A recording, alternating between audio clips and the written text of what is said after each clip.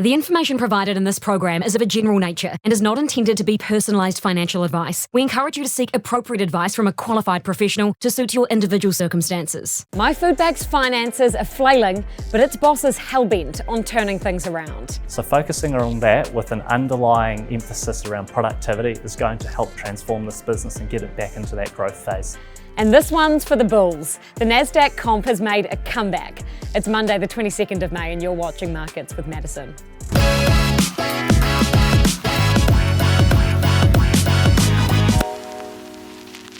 My Food Bag's chief executive is adamant he can transform it. Mark Winter says he's focused on growing its customer base for meal kit deliveries, even if it means they're buying cheaper kits. In the past financial year, My Food Bag's sales fell 9%, earnings by 46% and net profit by 60%.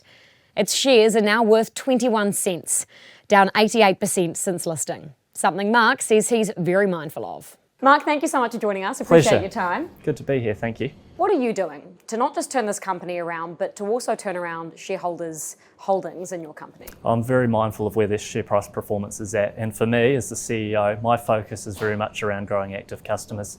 We've gone through a reset in terms of our strategic plan, and that's all about becoming more relevant to the consumer. Greater flexibility, greater convenience, and ultimately great value. So focusing on that with an underlying emphasis around productivity is going to help transform this business and get it back into that growth phase. There's 4 pillars that very much underline that active customer growth. The first one is around affordability. There's a perception out there that meal kits are expensive. We've gone out and we've seen that that's simply not the case. We've done headline comparisons with supermarkets and we've found that on average, Bargain Box, which is our most affordable and accessible meal kit brand, is 4% cheaper than Countdown and New World delivered. The second thing we're doing is we're emphasising flexibility. That means giving our customers as much choice as possible to shop the fantastic range that our chefs come up with every week. So we've recently gone out and we've got 60 different recipe choices that a consumer can make in any given week across our 3 brands. The third thing is around our Fresh Start brand. Our Fresh Start brand is around health and wellness. We've got more of a sharper focus around weight loss. So we're going out, we're slightly tweaking the offer, we're providing our customers with more opportunity in terms of what they can choose from that offer, and we're intending to take a greater slice of the weight loss market. And then the fourth pillar of that strategy around growing active customers is about our kitchen offering, which is essentially our add-on or grocery selection that you can access as a meal kit customer.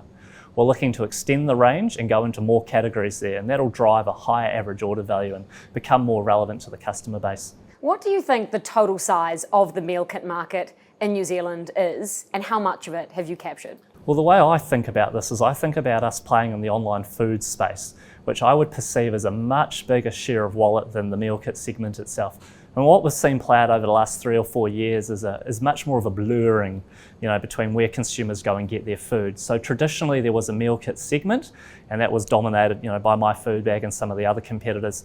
Fast forward to today, 3 or 4 years later, consumers have a greater drive for convenience, for flexibility and obviously great value, which is about the core of our strategy. So going out and attracting customers who have traditionally gone and shopped at supermarkets to the offering that we provide to deliver to their home is where we're at. I know that Bargain Box had a pretty good time recently, up 12% sales there. Where do you still see, though, out of the rest of those pillars you mentioned, the biggest revenue opportunity yet to come? Bargain Box is performing well and continues to perform well, which is fantastic. My Food Bag ultimately is the hero brand for this organisation. It has the greatest customer pull and ultimately has the greatest resonance with consumers out there in New Zealand. Well, we did some research a while ago, and it was fantastic to learn that 9 out of 10 Kiwis had heard of My Food Bag. So it's a brand that's out there that people know about. It's a brand that people associate with high quality food. They associate with convenience, with sitting around the table and enjoying something very healthy and nutritious that's good for their community. So going out and really capturing a greater share of that is ultimately a big focus of where we're going moving forward. Is that also because of the economic environment that we're in? People want cheaper groceries. I think people are always looking for value. And I think there's a real difference between value and price, because everybody knows that you can eat for less. I can have baked beans on toast for dinner. Is that satisfying? Is it convenient? Is it nutritious? Whereas that's the difference with what we provide at My Food Bag across our different brands. They have different price points and they have different propositions that support each of them. Bargain Box, New Zealand's most affordable meal kit. Fresh Start, lose weight the delicious way. And then My Food Bag at its core, which is all about happy, healthier families. I guess the tricky thing though with focusing and seeing growth in something like Bargain Box is that you don't get as much of a margin out of it, do you? So where do you see a future for margins, and could you ever get back to the margin highs of COVID in 2021? It's a little bit of a balance, because ultimately when you've got a fixed cost base, putting volume through your fixed cost base helps you soak that up, in terms of unit economics. And that is the appeal with Bargain Box, and that why it has a lower average order value. The percentage margin is actually comparable to My Food Bag. So increasing the volume on that helps soak up some of those fixed costs. In terms of your second question around getting back to the percentage margins we've seen in the past, well, a big part of that is obviously growth. And that growth will come from having more active customers consuming our product, purchasing more frequently at a higher average order value. What do you think an appropriate cost base is for My Food Bag with where the business is at the moment? I know you're trying to reduce costs. We are reducing costs, and we've taken steps to do that. You've seen us act on some of those overhead and other costs that we've moved to put in place. An appropriate cost base, I think, is never something that's defined. It's something that you're constantly striving, to make as optimal as possible. And that's very much where we're at in terms of our mindset. How do we improve productivity? How do we chase out waste? But balance that with making sure that you've still got the muscle to grow. And I think that is the really important thing at this particular point. Everybody can cut costs, but you shouldn't cut costs to the detriment of customer experience. And customers are ultimately at the heart of this business and the growth opportunity in front of it. And that's perfect, because I was just about to ask you about growth. What should an investor think about when they're thinking about where My Food Bag can grow next? Because I do question what a catalyst for growth could be next. Yep. People are wanting cheaper groceries. Great, you're seeing that. You have a great, strong brand. You say 9 in 10 Kiwis know what your brand is, but not all of them are necessarily buying it. That's right. I mean, is it just a matter of expanding into a new market or acquiring a competitor? What could a catalyst be? Look, our immediate focus around growing active customers is across those 4 pillars I talked about, around Bargain Box affordability, flexibility, Fresh Start, and then ultimately the Kitchen Direct. I believe there's huge opportunity. If I look back on where this business has been, we've interacted with around about 300,000 Kiwi households over our 10-year life. Right now, our active customers are sitting at about 60,000. Okay, so that talks to the tremendous opportunity by just doing the basics exceptionally well to reactivate lapsed customers, to demonstrate to those customers that there's a better experience to be had, albeit through more choice and more flexibility, or albeit through a clearer proposition in terms of weight loss. So that's the immediate focus for us over the next 12 months. By doing that, by interacting with more households, we're growing our relevance. And with more relevance, that then allows us the opportunity to look more further afield around, well, what might be some adjacent categories that this business could enter into? What are other things that households are needing in terms of their weekly shop or their weekend and so forth? But the focus right now is growing that active customer base to become more relevant. What do you make of the competition currently? Well, ultimately right now, people have to eat. And so competitors are out there aggressively promoting their offer, trying to get people in through their doors or in through their website and so forth. We're no different. Our focus is obviously around what we do and the great brand that we have. You're delisting from the Australian Stock Exchange. Yep. Should My Food Bag remain listed on the New Zealand Stock Exchange? Yes, it should. And our decision to delist around the Australian Stock Exchange was very much part of this cost review that we put in place. Being listed in the ASX, we saw we had a very, very small shareholder base, very, very light liquidity, and yet, attract quite a lot of compliance costs associated with that. So on balance, the right decision that we've made is to delist from the ASX. Dividends, when can investors expect one?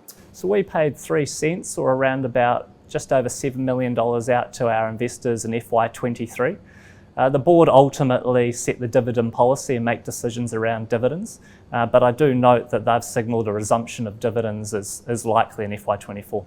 Cecilia Robinson is back on board. Yeah. She's shaking things up. It's great to have Cecilia back on board. I mean, Cecilia was one of the founders of My Food Bag. She brings energy, she brings institutional knowledge, she's got fantastic marketing skills and knows the product exceptionally well. it's great to be working with her and to have those insights fed into the business.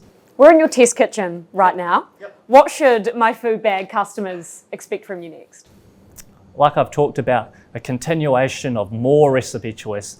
And when I talk about choice, I'm talking about more segments. So whether it's quick and easy recipes, whether it's around new food trends in terms of plant-based and healthy eating, more variety out there is certainly what they've got to look forward to. Thanks so much for your time, Mark. You're very welcome. Thanks, Madison. Now, I asked if you had any questions for Mark, and one came through late. Paul wanted to know if My Food Bag would consider a share consolidation to hopefully stabilise its price. Well, I asked Mark this weekend, and he says he hasn't considered it, but he's very conscious of its current share price.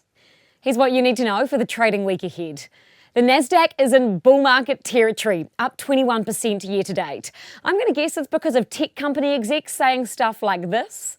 AI, generative AI. AI is AI. It uses AI to bring AI. I pulled that off Twitter. I did not spend my time making that, by the way. It's also a rate decision this week. The Reserve Bank of New Zealand will release its latest call and a monetary policy statement at 2 o'clock on Wednesday. The chorus of economists expecting a higher peak in the OCR of up to possibly 6% is growing after last week's budget. The last hike was 0.5% in April. That took the OCR to 5.25%. The committee agreed that the official cash rate still needs to increase, as was indicated in our November statement, to ensure that inflation returns to within our target range over the medium term. Now, ANZ says there's a 40% chance, they think, of another 50 basis point lift this week. And plenty more company results to come this week. Today, Infratil is the big one. They're the owner of One New Zealand, formerly Vodafone before its rebrand, and also Wellington Airport. Also Kiwi Property Group, which owns Auckland's Sylvia Park Mall. Tuesday is Turner's Automotive Group. If a rate call on Wednesday wasn't enough, we've also got these companies reporting. Retirement village operator Oceania likely to get some attention after Ryman's result last week. Thursday is Mainfreight, a much-loved stock. Also Tower Insurance. Now it's already guided a big downgrade after Cyclone Gabrielle and the Auckland floods. And it's FPH Friday. Fisher & Paykel Healthcare will close out the week. Let me know which of those companies you're most interested in, and I'll focus on those results on Friday's show. It's a big week, so go and put your money to work.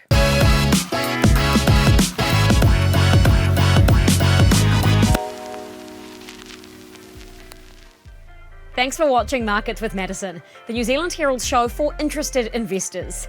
If you want to stay up to date with financial markets, click the subscribe button below, and you can watch our other episodes here. Stay up to date with all the business news and numbers as they land on nzherald.co.nz.